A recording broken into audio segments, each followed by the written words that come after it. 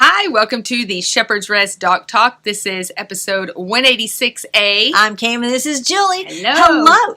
Isn't it gorgeous? It is, and that's why we're outside again. So welcome to Doc Talk.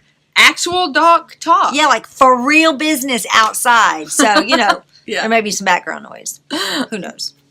That's what makes it fun. That's right. All right. So what is the tour portion this week, Cam?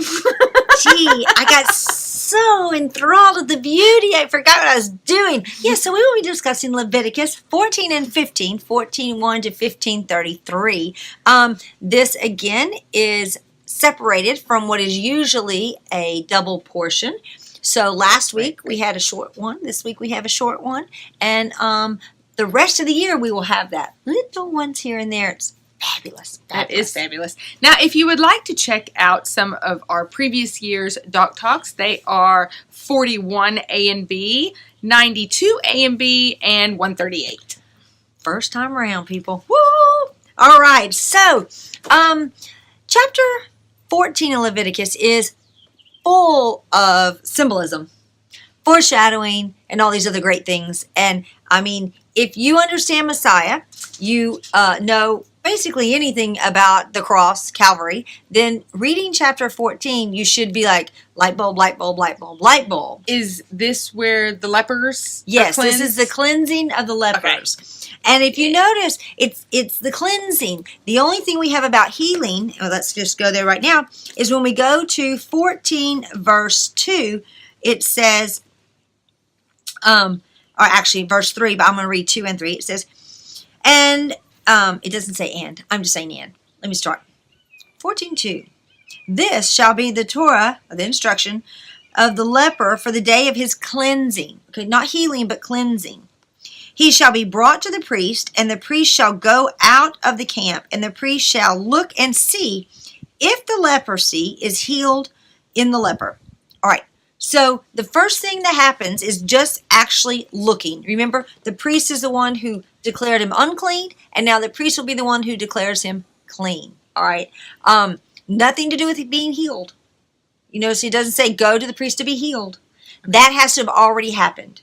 But the priest is the one who gets to determine what we want to think. You know what's so cool is all through this week, I'm seeing how the cleansing's happening in chapter 14. There is no name it and claim it there. None. You can't go up and go, I feel healed. What you think? No. He's like, I'm claiming you my either healing. are healed No, or you aren't.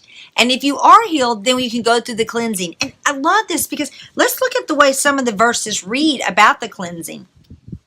Okay, if we go down to 14, verse 7, it says, and he shall sprinkle it 7 times on him who is to be cleansed from the leprosy, and shall pronounce him clean, and he shall let the live bird loose in the field, in the open field. Okay, you notice that's shall be. There's all this shall be clean, because this is a process. There's 3 steps in this process of being cleaned. It's not just pronounced and you're done. There's then, once he's pronounced, then the leper himself has responsibility. Wow. So on day 1 is when the priest, the leper is brought to the priest, and this happens with the birds, okay? And he's proclaimed, okay, you're going to be cleansed, okay? You're clean, but you're not going to walk in it yet. You're clean. Now, day 7, we have the next thing. So at the end of day 1, after he's gone through this process, then he's going to shave. He's going to wash his clothes. He's going to shave, and then he's going to take a bath. Then for 7 days, he is been able to go inside, but he's not inside his house. He's inside the camp, but he's not getting to really dwell in his home. Because his cleansing isn't done. And we learn later on this week, right, that if anyone's pronounced unclean, has leprosy inside the house, and everything has leprosy. So this has got to be a done deal before he's able to go back in, and he's not yet, okay? Again, a process. Remember we talked about last week the 7 days, how it could represent the millennium? So if that's the case, day 1, when Adam fell, the Lord already allotted for this cleansing, pronounced him clean, but he couldn't go back and live in the Eden until the end of the 7 days. Then on the 8th day is when he's allowed to go back in. It'll be the same thing that we have. Right. There's a lot of happy critters out there. They're like, woohoo, woohoo, hearing the word of God, woohoo. Anyway, so then let's go back to, so the first day is that cleansing. The 7th day, he's going to come, and he's going to come up to what was considered the chamber of the lepers, which, again, we talked about this, I think, last year or the year before, is where the lepers would go when they were waiting to bring their offering to the Lord. That's the place that they would get the blood on their ear, their thumb, and their toe. Oh, okay. Okay. All right. And this, I have a question. So that was, I know where that's at on the Temple Mount, in the temple area. It's in the women's court area. But, so they had this provision. Did they have this provision with the tabernacle? I don't know. It's a great question, because the temple has chambers, but the tabernacle does not have those things. So I would assume that since this is in Torah, when there's tabernacle, and we don't have that, what do you want to say, chamber, that they still were being, they still could go into the tabernacle courtyard, right? But they couldn't go past that. They had a gathering area. Yeah, and they may have had a gathering, but think about it. I mean, it really said that it never even happened. Right. Because this, again, is to bear witness to when Messiah was there. And Naaman never went in. Yeah. So, he just went in the Jordan. Right. He went in the Jordan, and then he went home, and he never was declared clean or unclean. He was healed. Yeah. So it was a whole different thing for the nations versus for the nations versus for the people. So again, 3 steps: day 1, day 7, and day 8. It really does mirror what's happening on the bigger picture with us, with the sin of death as a result of Adam and that curse of separation, because that's what leprosy does. It's like death, and it separates us, right? Okay, so I wanted to. One other thing, the finger, the ear, and the toe, it's such an example of what's happening with the priest. But here's what I love. When we have further down in chapter 14, it says in 14 verse 22, it says, and 2 turtle doves or 2 young pigeons, such as he's able to afford, and one shall be a sin offering, and the other a sin offering. All right, so if they're poor, the leper, when he comes to the Lord, which, think about it, it depends on how long he's been out there, because, unless his family's got money to give him, he's not been supporting himself, per se. So he can bring a turtle doves or pigeons. He can bring these animals. However, he still has to bring a lamb for the guilt offering. Poor or not, it doesn't matter. That can't change. The priests are anointed, right? Not nose, but here, by with the blood of the ram. Mm-hmm. Here, the lepers are anointed by the blood of the lamb.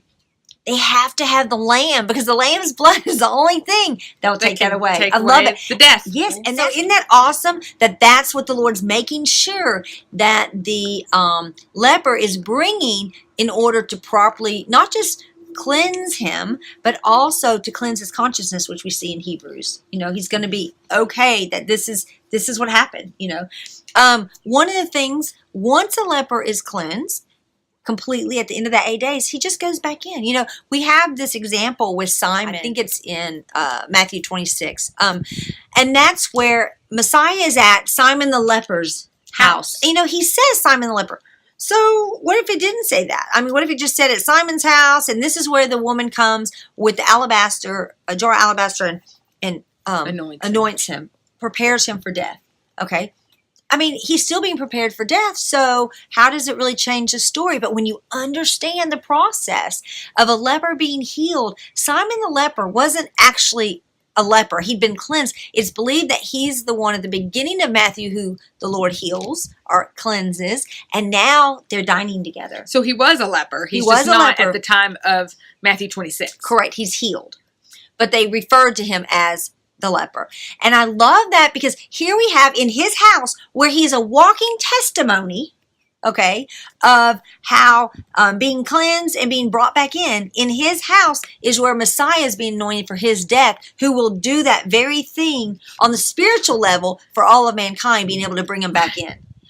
I just love that little added piece of information in the leper's house that we can really glean when we understand that process. I mean, think about it. He went through Simon the leper went through this process that we're talking about right now, bringing glory and pointing to who Messiah is going to be as the king of lepers and how he's going to die, the two-bird idea, all the pieces of it so they'll recognize who he is. I love how those little pieces are put together and Torah just expounds on them. Yeah, and he would really understand it. You know, so many things we don't fully grasp until we go through it. Right. So if he went through this process and then he sees Messiah go through his process, wow. Right. He probably got it better than anyone. Yeah.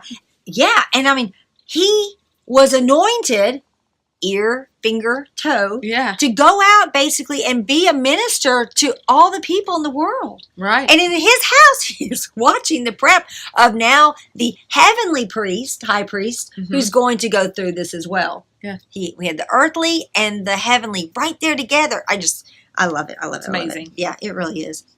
Okay. It's amazing that people don't see it. Right, but you know when we didn't know that? That's true. We missed it. We didn't have the key to the map to be able to understand what the symbols meant. Right, we're like, yes, Jesus died, so I don't have to go to hell. Right. Which again, mind-blowing when you realize how much of the Holy Spirit that is to even tell us why we should believe that. Right, exactly. Now I want to add a few other little tidbits that are kind of cool, and you may be like, oh, why she even said that? But that's okay. I'm going to say it anyway. In this part where we have from Leviticus 11 to Leviticus 15, talking about how to be clean, right? I love when we stop and look at who's being spoken to. If you remember in chapter 10, we talked about this before, the Lord is speaking directly to Aaron, not to Moses, and the Lord speak to Aaron. The Lord never speaks to Aaron in chapter 10. But chapter 12, so chapter 12 is to Moses and to Aaron. Okay, chapter, I say 12, I mean 11. 11. Chapter 12, the Lord only speaks to Moses. 13, Aaron and Moses. 14, the beginning, only to Moses for this whole process of how to cleanse. But then when it moves into a little bit into, I think it's 1433, where we're going to talk about in the house and where now it's to Aaron and to Moses. Well, yeah, that makes sense because he has to do it. And the rest is to both of them. But I find it so interesting that childbirth, which only the Lord can handle that because it's fulfilling a commitment. It's fulfilling a commandment. And then the cleansing of the leper, only the Lord can actually do that part. Right. Okay, those are the two that only Moses has spoken to, which to me, I'm like, wow. Again, it just pointing to the power of Messiah for those two. While there is an earthly example, their main parts of those two, the childbirthing and the cleansing of the leper, have such heavenly spiritual implication that Aaron is not addressed in those two. Yeah, and childbirth, life, and then leprosy, death. But childbirth is still death because they're born into a lost and dying world. Right. Well, so it's all death. Right. Yeah, because they're born in the image of Adam. Thank you, Genesis 5, 1 and 2. Right. Not in the image of the Lord. So when we say Torah is life, it's not life as in this life, it's eternal life. It is really bigger than this. It's I came so they can have life and life more abundantly. Yeah. Meaning even on the other in the world to come. Right. That's the more abundant part. Right. That's what I was getting at. Yeah. That's the more abundant part because Torah helps us live a good life here. Right. But it still results in death. Yeah. You know? Yeah. With the promise of life. That's what's so cool. The abundance. Yes. So another little thing I wanted to throw out there was in James 4, 7 through 12. After you go through and read about the cleansing of the leper, go back and reading through James 4 again, you really see a connection with all this because you see where it talks about drawing near, which is exactly what the lepers being cleansed wants to do. It talks about how they're going to be cleansed, but it also talks about humbling yourselves and not speaking evil against your brother. Hello. So again, another link with Leviticus 14 and the causes of leprosy. So I just love that again when you get the idea, a little more understanding, you can start finding all these hints about being cleansed and not speaking against your brother, how these have real ramifications that the Lord is trying to keep our attention throughout all of time and life. So I want to talk about Leviticus 15 and Leviticus 15, 5 through 11 and 15, 20 to 23. You know, this is where it talks about the man and the woman both having to be set apart.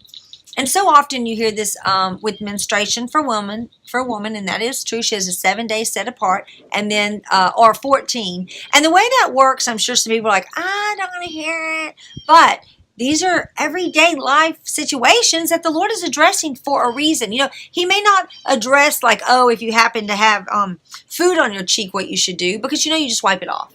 But He does talk about things. He's the one that built our body. And remember that in Genesis 3, Eve was then told she was going to have pain and, in childbirth. Something happened. Something changed. I don't know what it is, but something that really does affect the way our organs work and how death results in giving life, okay? Remember, there was no death before, so I bet it looked different. I bet there was some sort of, I don't know, they were born in a little bubble of light and then pooh, I don't know, whatever. I'm just being creative. But the point is that we now we result in this death, this dying off, which is through blood. Anyway, well, I think that's it for today. We're so happy to be outside. Thank you so much for joining us. If you could feel the wind and smell the smells, I know you can hear the noises. So anyway, but thank you for joining us. We hope you have a fantastic week. We'll see you on the flip side with Julie and Axe. Shalom.